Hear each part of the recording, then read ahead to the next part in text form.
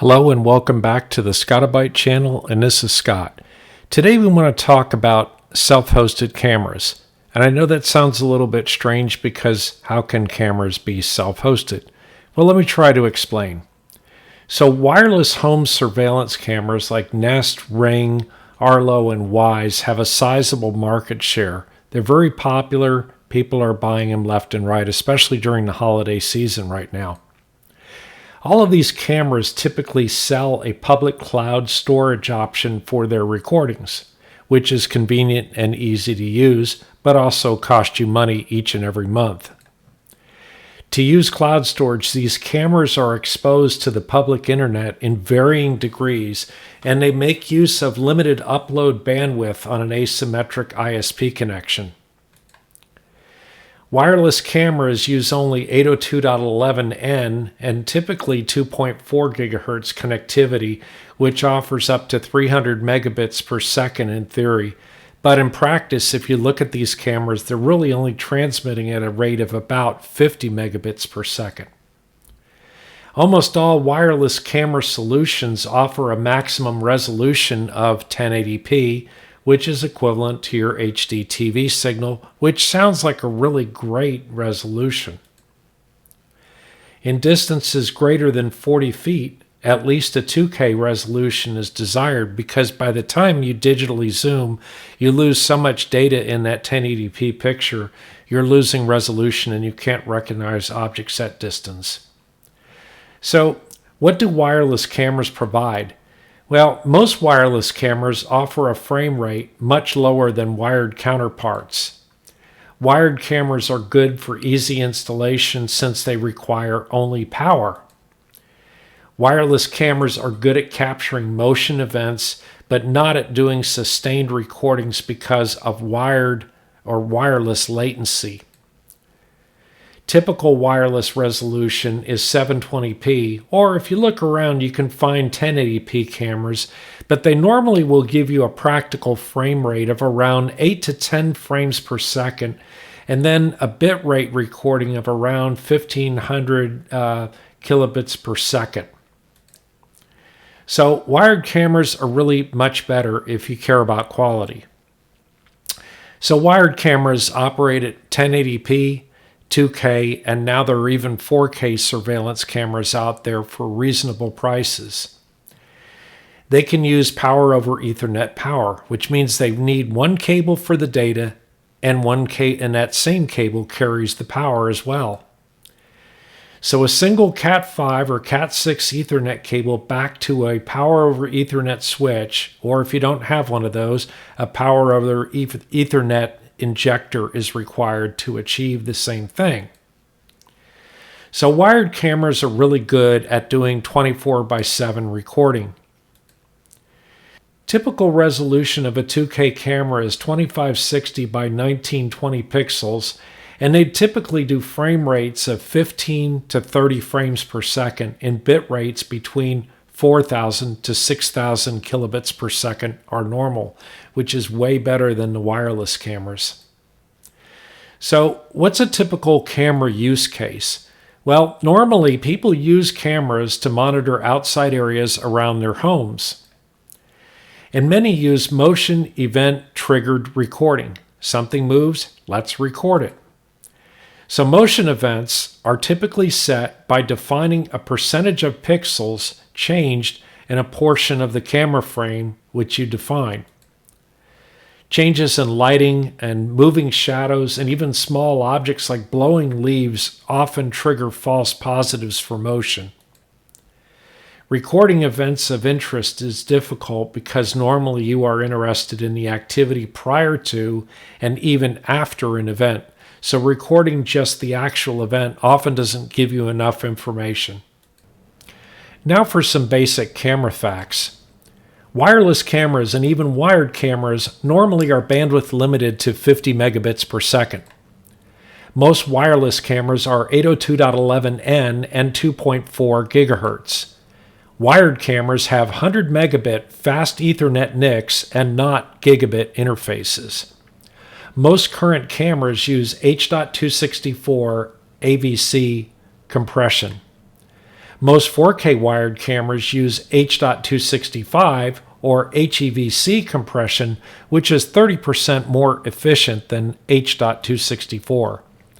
High-efficiency video coding, HEVC, uses the Dolby AC4 for its audio coding. These standards also apply to the new ATSC3 over-the-air 4K TV broadcast that have begun in 2021 in most major cities. So, isn't 4K better?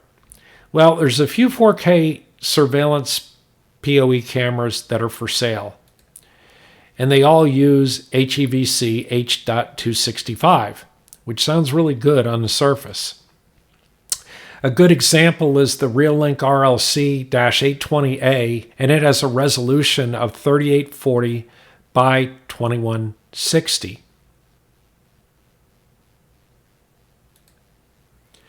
More resolution means more pixels and more capability to digitally zoom without losing as much resolution.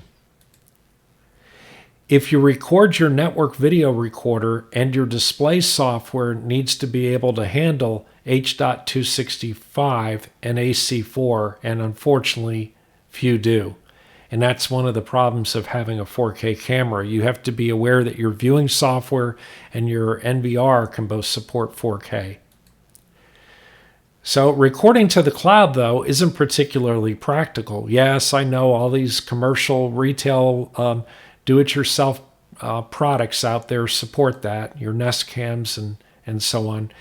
But if you have a camera that records to the cloud, you're using the limited upload bandwidth your ISP assigns you, which is normally around 20 megabits per second. And assuming you're using your internet connection for anything else, if you've got more than a few cameras doing this, you can really bog down your internet connection. So recording locally on your own network video recorder or using your own network video recorder software is way more viable. Video recording takes a lot of space if you want 24/7 recordings and not just recording event clips like motion activity. So what are best recording practices? Well, put all cameras on a dedicated VLAN, and that's both for security reasons, because we really don't know who writes this camera software and if there are any backdoors in it. And it's also for performance reasons, because when it comes right down to it, cameras are going to present a lot of traffic on your network. And if they're on an isolated VLAN, that really is going to improve your performance a lot on your network. So fixed field and not pan-tilt zoom cameras are more practical because panning loses objects of interest. So if you have a pan-tilt zoom camera and you've panned over to the left and something happens over to the right, or if you forget it panned over to the left and something happens on the right, then you're going to miss that. So I'd rather a fixed field camera that gets a wide field of vision and records a higher resolution so that you can digitally zoom it later. So my recommendation overall is the Reolink 5 megapixel RLC-520. It's a 2K camera. It has a resolution of 2560 by 1920. It's H.264. It has a 30 meter, which is roughly 100 feet IR night vision. It uses IEEE 802.AF, which is the most common power over Ethernet. It has a built-in microphone, and it can record typically around 4096 kilobits all the way up to 8192 kilobits. And it can also do all the way up to 30 frames per second. And its field of vision is 80 degrees horizontally and 58 degrees vertically, which is pretty wide. And then it also has a micro SD slot. If you don't want to invest in that NVR software, you can always put yourself a 64 gigabit micro SD. I think these will even support 128 gigabit micro SDs. So that works just fine. So the RLC 520, I've paid as little as $37.50 for them when they go on sale, which is crazy inexpensive for a camera of this quality. all the way up to $50, which is kind of their list price, but it's still an excellent value at $50. There's so many cameras that cost over $100 today, and seeing this quality, you kind of wonder why.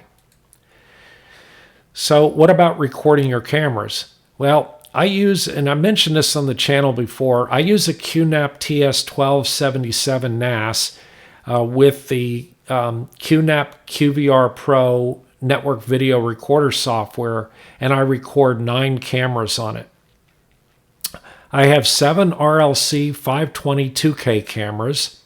I have 1 RLC 820A 4K camera, so those are all Reolink. And then I actually have 1 Amcrest camera, which is a just a regular plug-in, not a power over Ethernet, and it is actually wireless, and it's 1080p, and it's pan tilt zoom. I use it primarily because, well, when we're out of town, I like to watch the cats run around the house. What can I say? Okay, so I get 11 days of 24/7 recording on a 5 terabyte LUN for all 9 of these cameras, which I consider that to be pretty outstanding, actually. And most NVRs require cameras to offer a real-time streaming protocol of some kind, and RTSP is the most common that you're going to see out there. So what about viewing my cameras? Well, I currently use the QNAP QVR Pro client to view recordings and also to download recorded clips when I see things of interest. I have also used Shinobi, which is an open source piece of software. It's really nice to view my cameras. I stopped using it recently, and it was predominantly when I added the 4K camera. It started to really confuse it, and it had a lot of issues, but it seemed to work just fine on the RLC 520s, and I wanted to view all my cameras with one piece of software, so that's one of the reasons I changed that out. So I use TinyCam Pro also, and TinyCam Pro is an Android program, and I use it on my Fire TV 4K and my Fire TV 4K Max to view live cameras. And it's pretty nice. Between TinyCam Pro and there's another product I use called Onvier, which is another Android program that I use on my Android phones and tablets. And between TinyCam Pro and Onvier, these make direct connections to the cameras in order to view them. And so they're really high performance, especially inside the house. So at one point in time, I tried ZoneMinder, and ZoneMinder is a very popular open source Linux camera viewing program. And I had used it, but I had issues with viewing my cameras. I had issues trying to set it up, and that was why I never really stuck with it. And I know a lot of people use it out there and have a lot good to say about it, and it just didn't work for me. So I never use Blue Iris, and the primary reason for that is because it's proprietary and it's only offered for Windows. And well, in my home lab, I really don't have a Windows environment. The only Windows I have is a virtual machine where I do things like run my tax software. But aside from that, I really don't use anything Microsoft. So what about Alexa and cameras? Well, so this is kind of a gnarly subject, and the reason it is because most people think, well, now if you're going to take these private cameras and connect them back up to the cloud service, what's that going to do? And enough said. I can imagine that, but at point in time, there's issues where convenience meets practicality. So most cloud cameras are compatible with Alexa, and Reolink does have a mobile app they use to expose your cameras, but I really didn't know what was going on behind the curtain, so to speak. And so I really wanted to roll my own and kind of do something that I was a little bit more aware of the moving parts. So Alexa accepts real-time streaming transport protocol. And so things that I want to display my cameras on are things like Echo Shows and Fire TVs, and I want to use voice commands. So I use this really great product called MonocleCam. And MonocleCam provides a gateway or bridge from RTSP cameras to an RTP stream for Alexa. The Monocle website is in conjunction with a self-hosted Monocle gateway service that you run on your local area network. You can even run it on something like a Raspberry Pi, which coordinates communication and SSL encrypted traffic from your cameras to the Echo Show and Fire TV devices. And so this allows me to voice command all of my cameras. So the Monocle Gateway, here's a little, from the Monocle website, there's a little bit of a picture that kind of shows you how it works. They have this Monocle Cloud up here, which is kind of a web portal, and it talks down to the Monocle Gateway service. And the Monocle Gateway service sits on your local area network between your camera and the cloud, really. And really you don't really have any, I don't think you really have a line here that goes between the gateway and your actual Amazon device. I know they show it here, but I don't believe that's the way that it works. In any event, you have this Monocle home skill that you enable. You define your cameras up at their web portal, and then it points down to your gateway and does all the traffic translation to be able to do the voice commands. And so it's actually pretty fast. In fact, it's faster and better overall than enabling one of these camera skills that you get for these cloud cameras, which can be pretty laggy. So the other thing is Onvier. And I actually connected to my Fire TV 4K Max and did a screenshot here of Onvier running, which is an Android program, which is why it works on the 4K TV Max. And this is just a picture of my 9 cameras that I host. And it's a static picture. I can click on each of these individual cameras and blow them up to full size and that sort of thing. But no NVR activity taking place here. This is just me viewing the cameras real time. And then the other product I mentioned was TinyCam Pro, which is another Android program. And I like it even better in some ways. It comes from the Amazon App Store. So does Onvier, by the way. And it's basically you go in and manage the cameras. It's really easy to set up your cameras. You just have to know their addresses and that sort of thing. It even does a really nice job of self-detection. And the TinyCam viewer actually looks like this. It displays your cameras in a quad. So if you have 4 cameras, and I have like 9 cameras on the main server, and I have 3 on another server I haven't mentioned. And so altogether, I've got 12 cameras. So I've got 3 screens worth of these things, and I can click on any one and see and hear it. And that's really nice. So this is the direct non-Alexa way to view things. This is if I want a nice fast connection. But sometimes the voice command is just great if you're across the room. So that's why the Monocle integration. A couple nights ago, I downloaded a recording from my QNAP QVR Pro of an RLC 520 camera on my front porch. And this gives you an idea of what its resolution is. This is at night, and there is a reasonable amount of light here. And you can see that the motion is really great. This recording was done at full 2K resolution, and there I just zoomed 4x. So zooming 4x on a 2K camera, yes, it's a little pixelated, but it actually still looks pretty good. And that's kind of the point. You have enough resolution so that you can view these things up close if you need to see some detail in a video for one reason or the other. And yeah, we normally feed the cats that come by in the neighborhood, but this little guy was an unusual cat. He came by to eat. So here's the QVR Pro doing live playback here at night. And just give you an idea what the full screen resolution looks like. This is the 4K camera. This is the 4K camera that I was talking about in the video. And looks like a cat's wandering by in the driveway right now. That's pretty interesting. So you can see here that it has pretty good distance vision and a lot of resolution. These mailboxes that I'm outlining with my mouse pointer right here are probably on the order of about 120 feet away from the camera. So that's some pretty good distance there. So this is the 4K camera on YouTube as a 1080p. So we're not seeing all of the resolution, but the point is the clarity at the distance you will be able to make out.